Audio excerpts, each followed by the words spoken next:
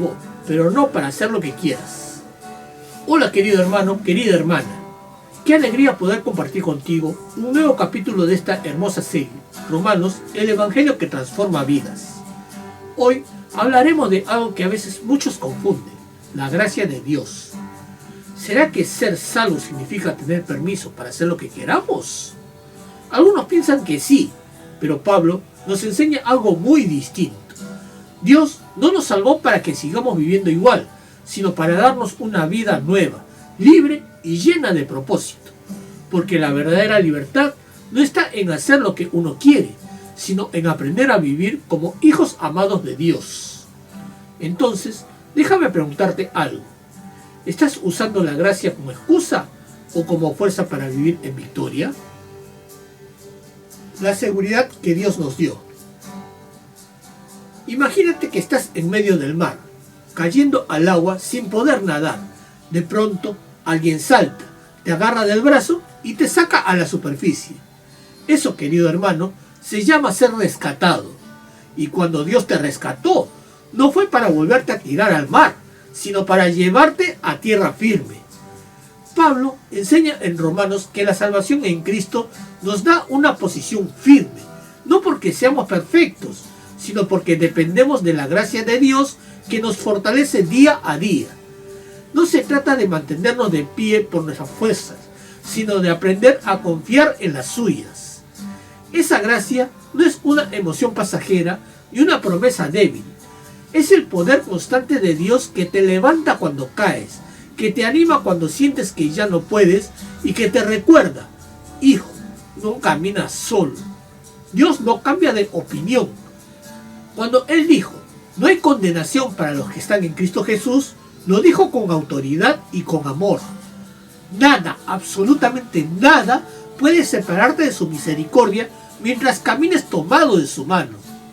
No se trata de vivir con miedo a fallar, sino con la paz de saber que tu Padre te ama y te sostiene. Él no te salvó para tenerte colgado de un hilo de ansiedad, sino para que vivas confiado en su fidelidad. No te adoptó para luego desadoptarte.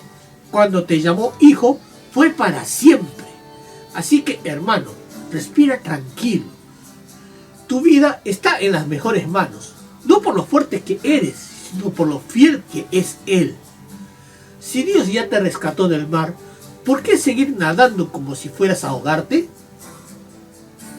Salvación no es permiso para hacer lo que quieras.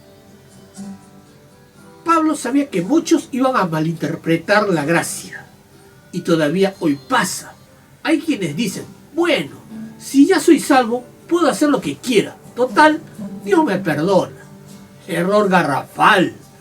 Un verdadero hijo de Dios no busca pecar porque puede, sino que evita pecar porque ama a su Padre. Mira, si tienes un perro bravo en casa, un Rottweiler por ejemplo, y lo alimentas todos los días con bistecs, ¿qué crees que pasará? Ese perro se hará fuerte y cuando menos lo pienses, te muerde. Así pasa con el pecado. Si lo alimentas, se hace poderoso. Pero si lo dejas sin croquetas, se debilita. Por eso Pablo dice que el cristiano ya no es esclavo del pecado. Sí, a veces caemos, pero no vivimos revolcados en el lodo. La diferencia entre un cerdo y una oveja es que si ambos caen al barro, el cerdo se queda feliz, pero la oveja llora y quiere salir. Así es el Hijo de Dios. Puede tropezar, pero no soporta quedarse allí. ¿Estás alimentando más a tu espíritu o al perro del pecado? La gracia no da impunidad, da inmunidad. Con Dios no hay impunidad. Aquí en la tierra los políticos se libran de todo, pero en el cielo no hay sobornos. Dios perdona el pecado, sí, pero no siempre quita las consecuencias. Por ejemplo, si alguien roba y luego se arrepiente, Dios lo perdona, pero quizás la justicia humana lo meta preso. El perdón restaura la comunión, no borra las consecuencias. Por eso Pablo decía, el que siembra para la carne, de la carne segará corrupción. O sea, si plantas papas, no esperes cosechar mangos. Entonces, ojo, la seguridad de la salvación no es para vivir como se nos antoje, sino para vivir agradecidos y obedientes. Somos salvos para ser libres, no para ser sinvergüenzas espirituales. ¿Estás usando la gracia como escudo para pecar o como impulso para obedecer? La esperanza de la gloria. Pablo dice que nos gloriamos en la esperanza de la gloria de Dios. En otras palabras, esperamos con gozo el día que veremos a Jesús cara a cara. Y vaya que vale la pena esperar. Porque, seamos sinceros, aquí la vida tiene sus tribulaciones, enfermedades, cuentas por pagar, suegras que te ponen a prueba la paciencia, con amor, claro. Pero Pablo nos recuerda algo: las pruebas producen carácter. Así como la uva es exprimida para sacar el jugo, Dios permite que la presión de la vida saque lo mejor de nosotros. Nada de lo que vives es inútil. Todo tiene un propósito, aunque a veces no lo veas. Y cuando entiendes eso, cambias el ¿por qué me pasa esto? Por un ¿para qué, Señor? Y allí empiezas a crecer. Las presiones de la vida no vienen para destruirte, sino para moldearte. Y cuando sales del horno, sales más fuerte, más maduro, más parecido a Cristo. ¿Te estás quejando por la presión o dejando que Dios saque de ti su mejor vino? El amor más grande del universo. Pablo nos lleva al corazón del Evangelio. De tal manera amó Dios al mundo que dio a su Hijo unigénito. Detente un segundo. ¿Te das cuenta del tamaño de ese amor?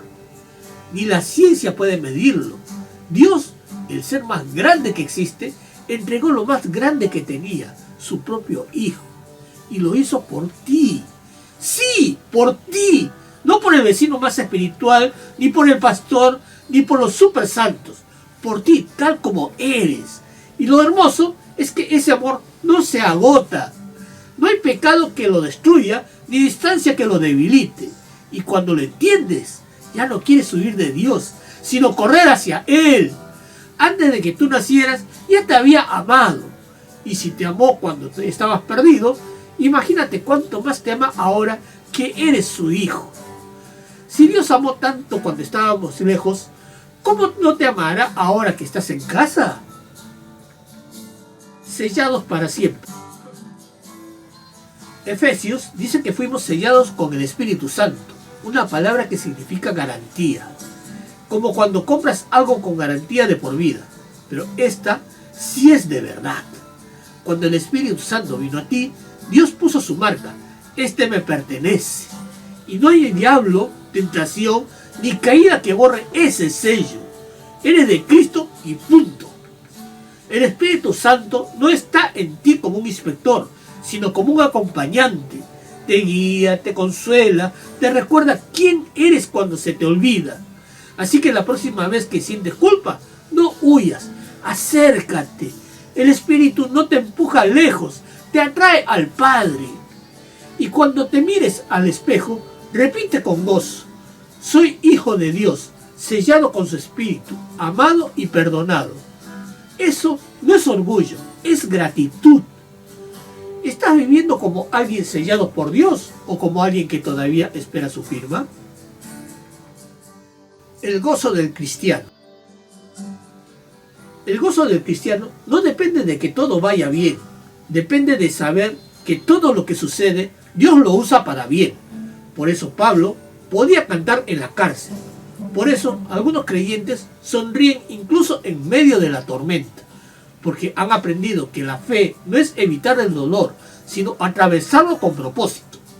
El gozo no es euforia, es confianza. Y cuando confías, ya no te quejas, sino que aprendes a decir: gracias, Señor, porque algo estás haciendo.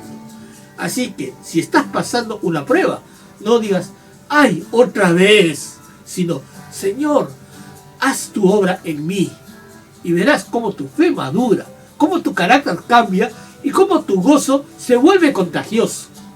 ¿Estás reaccionando a tus pruebas con queja o con confianza? Salvos para reflejar su amor. En resumen, la gracia no te da permiso para hacer lo que quieras, te da el poder para vivir como Dios quiere. Cristo te salvó del pecado, no para que sigas esclavo, sino para que camines libre y feliz. No vivas como un cristiano triste o temeroso. Vive con gozo, con esperanza, con la certeza de que Dios no deja nada a medias. Y cuando tropieces, levántate sabiendo que su gracia sigue ahí, intacta. Porque el amor de Dios no se mide por tus obras, sino por la cruz. Amado hermano, amado hermana, hoy aprendimos que la salvación no es una licencia para pecar, sino una oportunidad maravillosa para vivir como verdaderos hijos de Dios. Y si este mensaje habló a tu corazón, te invito a darle like, suscribirte al canal y compartirlo con alguien que necesite recordar cuánto nos ama el Señor. Y si algo de lo que escuchaste tocó tu vida, déjame un amén en los comentarios. Cada vez que lo haces, ayudas a que este mensaje llegue a más personas y el Evangelio siga transformando corazones. Que el Señor te bendiga, te fortalezca y te recuerde cada día que su gracia no se pierde, se vive. Nos vemos en el próximo mensaje, aquí en Mensaje de Cristo. Dios te bendiga.